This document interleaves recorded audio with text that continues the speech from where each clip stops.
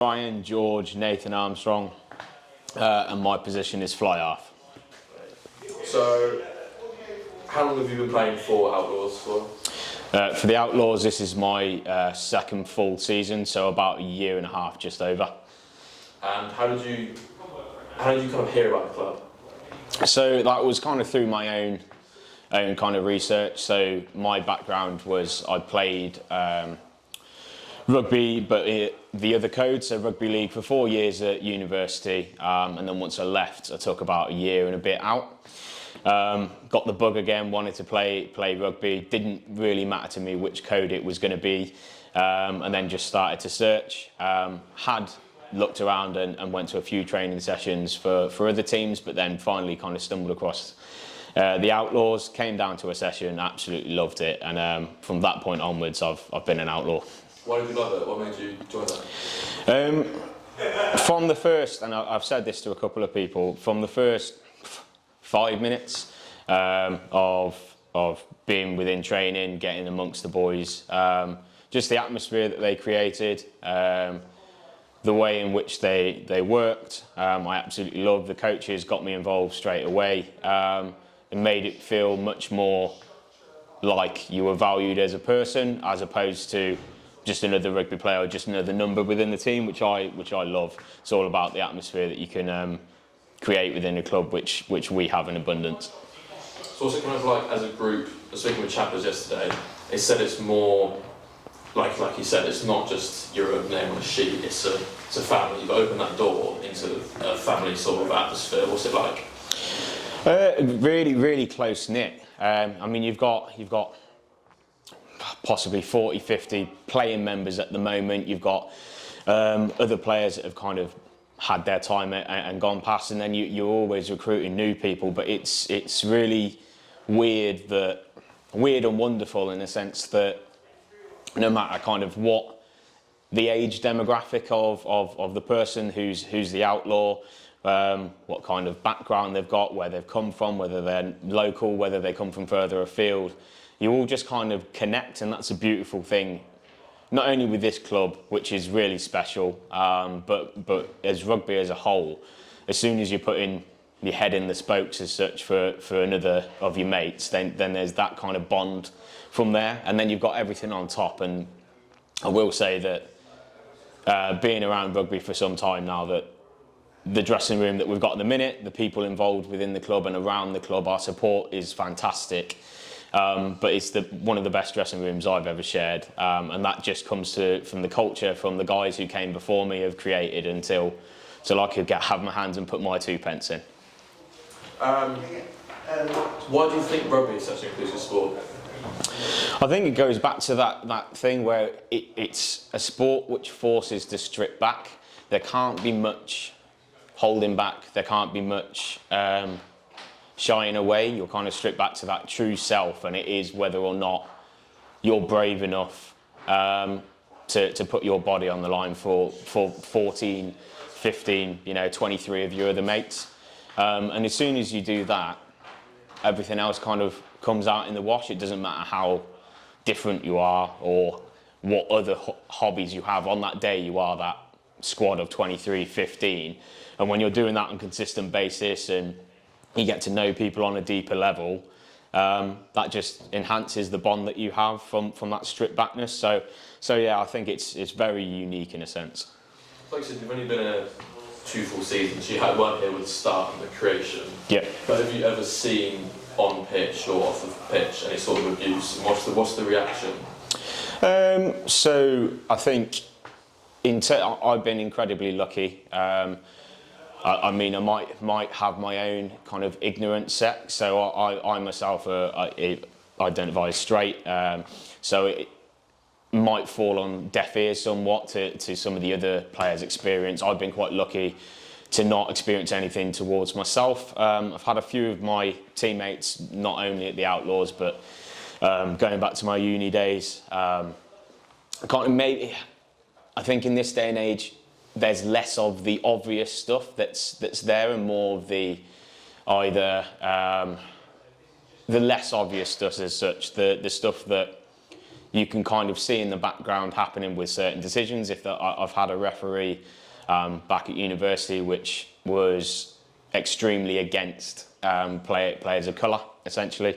And we had an incident where we had to write up a report of that with our feelings heard. And then you've got the other bits and pieces where there's just a tiny bit of niggle here and there where something's said out of an opposition's mouth which isn't particularly nice, considering the nature of why our club stands for, which is obviously met with its own intensity, its own our own belief set kind of takes over then, and it's just all for one and one for all. So as soon as you hear that, you immediately it's a response of kind of anger. But then I think when you strip it back, I think what we should do, it's not always easy, but what we should do is, yeah, okay, fine, I get the anger, and that's absolutely what we should do on pitch. But then afterwards, then it's a case of making sure that they understand what they've done wrong and take the learnings away. That's what we want. You don't just live in ignorance, and that's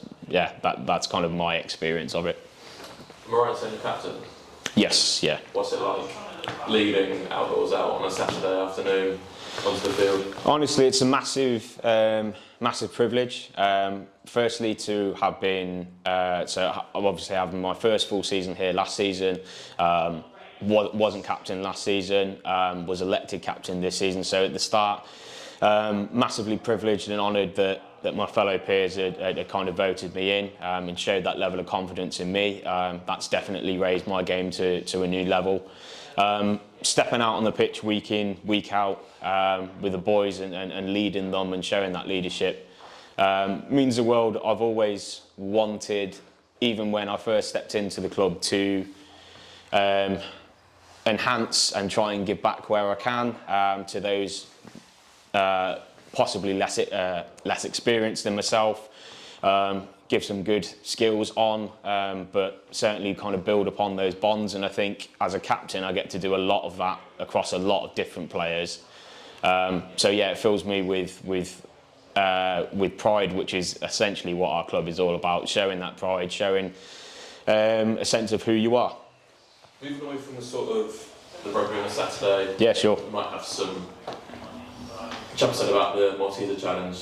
Yes. Yeah. Moving away to like the sort of events that you might do after a game on the weekend. Yeah. He said that people go around into the houses, but there's board games night. Are you part of any of that? Yeah, so as some may be aware or not, I'm one of the couple who are definitely very prevalent on a night out. You can take away from that what you will. But yeah, there's the obvious stuff that comes with rugby, which is the kind of going out and enjoying ourselves and having a beer with the mates. We go along to the two establishments that sponsor the team. Very, very happy to kind of name drop them, which is the Mail Coach and then the Boston. So massive shout outs to them for their hospitality every time they host us. But yeah, so we've got the kind of traditional drinking scene there. But yeah, you're completely right. So there's game nights which don't particularly have to, you're not expected to drink at those. Got non-drinkers that come to the social beers as well. But you've got game nights, you've got things that people, barbecues, all that stuff that makes kind of the club what it is. And then you've got your kind of things on top of that. So you can have like fancy dress nights. One recently, semi-recently that I can remember is pub golf. So all went out and had a night out dressed as a bunch of golfers, which was good fun. But yeah, it's just the stuff on the pitch is great, and obviously we're here to play rugby. That's what we're here to do. But aside from that, that's the stuff you're going to remember once you're done playing, and you're kind of take that time away from the club. Is all the fun memories that you're going to have with your mates, and that doesn't have to be on a rugby club. That's on a rugby pitch. Sorry, that's the fun and the nature of the friendships and the bonds that you build together. Do you say that you guys doing events outside of rugby, does that make a difference to how you play on the pitch, just the chemistry, the family feel? Yeah, absolutely. This is another thing with rugby in general, but again, it's kind of tenfold within what we've got here, and it is that if you don't kind of build those strong bonds, which happens on the pitch with putting your body on the line, as I said, but if you don't marry that up with getting to know the individual, genuinely spending some time to learn about what their likes and dislikes, all that good stuff, where they come from, what makes that person them, then it's a massive hindrance. So to have them married up side by side and have such a strong support for the team, whether that's partners, whether that's friends of the club, ex-players, you name it, it is absolutely massive, because on game day, when you're expecting your mate to do this, that and the other, it makes you go the extra mile, because you genuinely care. You want to do the best for not only yourself, but everybody that stands beside you and everybody looking on that sideline, and then once you're done and hopefully we've won the game, then you can go and join in with all of that and get your congratulations from the people that you genuinely love and care about. Again, the Chappers yesterday was saying on game days, the amount of people that turn up, whether it's just for the away crowd from the coach over, but the amount of people that are turning up is increasing from 30 to 40 to 50, even more people. What's that like on game days to have such a big audience? Yeah, so I've been lucky in a sense that when I was playing university rugby, our club was always well followed. That's followed on within this club, but for speaking for myself, but also I know every single person who's ever graced our pitch. If we've got that support there, which we do on most days, if not all days of match days, whether that's at home, in our local fixtures, or further afield in the likes of Wrexham or Liverpool, where there is some travel and cost associated to that, we seem to always bring that strong following, which is great for us to see. It gives us a little boost. There's always going to be a hard part in that game for either you personally or you as a team, and to have that support there just gives you that extra boost to play on and kind of try and win as best you can, really.